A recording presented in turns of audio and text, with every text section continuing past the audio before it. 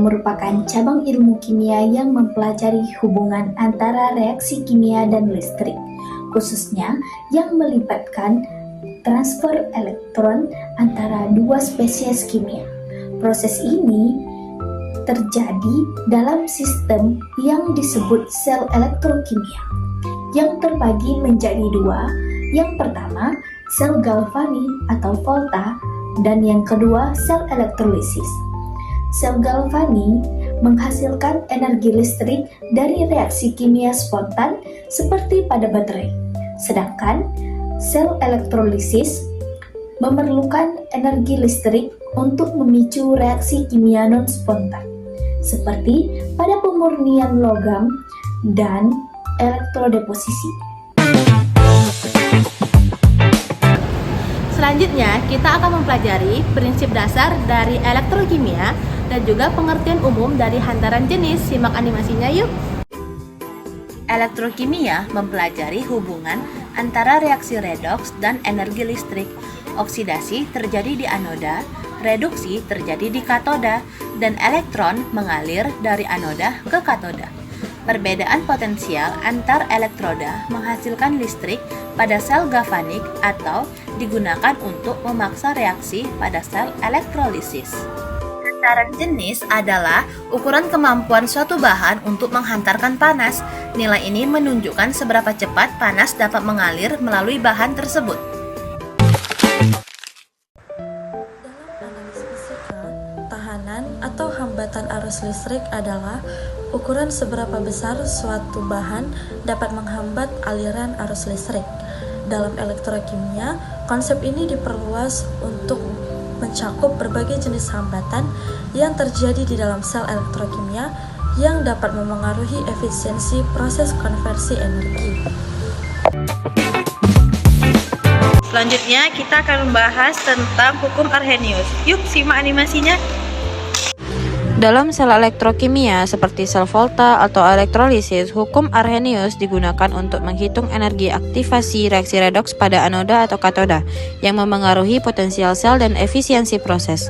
Suhu tinggi menurunkan EA atau RT sehingga mempercepat laju reaksi, misalnya pada baterai atau elektrolisis air di mana laju evolusi gas hidrogen meningkat 2-3 kali per 10 derajat Celcius kenaikan suhu.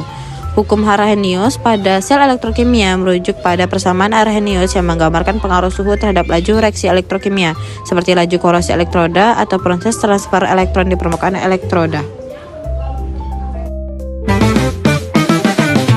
Selanjutnya, kita akan mempelajari tentang reaksi redoks. Yuk, simak animasinya. Reaksi redoks adalah reaksi kimia yang melibatkan perpindahan elektron, di mana satu zat mengalami oksidasi atau melepaskan elektron, dan zat lainnya mengalami reduksi atau menerima elektron. Contohnya adalah perkaratan besi, di mana besi bereaksi dengan oksigen dan air membentuk karatan. Selanjutnya, kita akan mempelajari mengenai sel volta. Yuk, simak animasinya. Kali ini kita akan mempelajari prinsip kerja dari sel volta. Misalnya, kita mempunyai dua tabung yang berisi larutan elektrolit yaitu ZnSO4 dan CuSO4. Selanjutnya, logam Zn dimasukkan ke dalam larutan ZnSO4 sebagai anoda dan logam Cu dimasukkan ke dalam larutan CuSO4 sebagai katoda. Kedua larutan terhubung oleh jembatan garam yaitu garam NaCl. Sedangkan kedua larutan dihubungkan oleh kawat penghantar melalui voltmeter saat semua terhubung karena anoda adalah seng logam. Lebih dari aktif dari Cu, maka akan cenderung melepas elektron dan akan teroksidasi menjadi ion Zn2+ dan dua elektron ion Zn2 positif akan terlarut dalam air.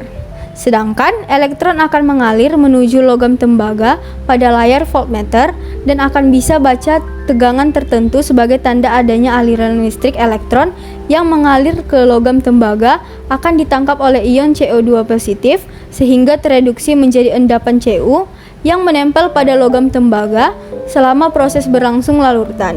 ZnXO4-nya akan kelebihan ion positif dan pada CuSO4 akan kekurangan ion positif. Oleh karena itu, ion Cl negatif akan berimigrasi ke larutan ZnSO4 untuk menetralkan muatan Zn2+, dan ion Na positif akan memasuki larutan CuSO4 untuk menggantikan ion CO2 positif yang telah menjadi atom Cu. Nah, disinilah fungsi dari jembatan garam, yaitu menetralkan larutan elektrolit nantinya, dan logam Zn akan segera menipis dan terkikis, sedangkan logam Cu akan menebal sehingga terjadi reaksi Zn plus Cu2 positif menjadi Zn2+ tambah Cu.